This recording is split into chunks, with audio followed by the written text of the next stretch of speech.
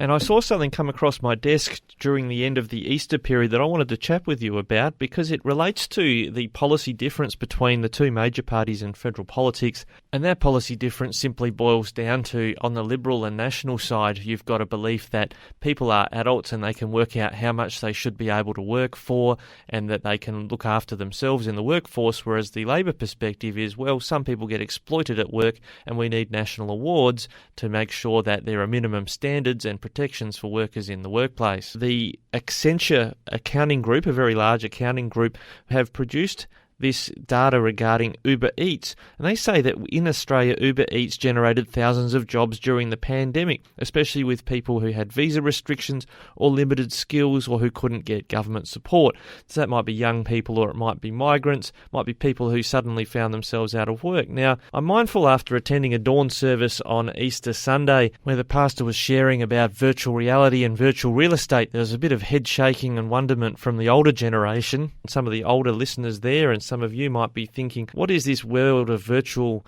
reality and virtual jobs or virtual work? And it's not as mystifying as it might seem. The simple fact when it comes to something like Uber or Uber Eats is that someone goes onto that website and says, I'm willing to use my motor vehicle or my motorcycle to provide a service, in the case of Uber, of delivering a passenger to go from point A to point B, or in the case of Uber Eats, rather than going and picking up their meal from the local fast food shop or the pizza shop, I'll get it delivered to me. And you might have noticed if you're anywhere near a McDonald's or Hungry Jack's, they've certainly got the ability now for Uber Eats to come and pick up the meal and deliver it to the customer. So what might once have been a pizza boy working for the local pizza shop is now someone who actually employs himself and offers himself to deliver food not just from the pizza shop, maybe the fish and chip shop and other places in your town to anyone who wants to order food to be delivered that way. And that might be someone who's not able to get out of their home or simply can't be bothered and is happy to pay the price of getting the food delivered to them. So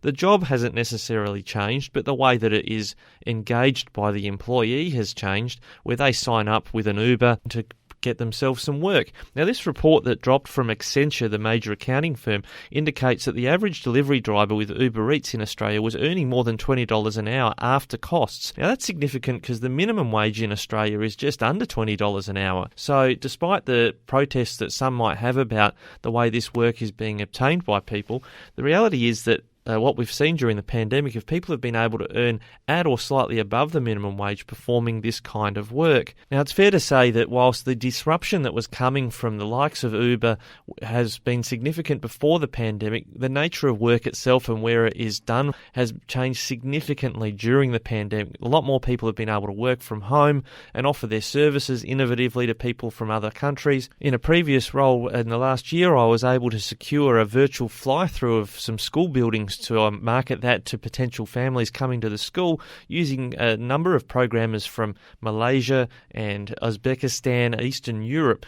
who were all bidding to see who could get that work with me, and I had to work with them to find out who would actually be capable of delivering for the price they said they would deliver. But this is what's happening, is people are able to compete for work all over the world if it's something they can deliver electronically. So I don't think this is a sinister development that people are finding ways to offer their work all over the world. I think what's really driving Labor's concern about this type of work is the reality that the Australian Bureau of Statistics data shows that since 1992, the number of people that are a member of a trade union has fallen from 40%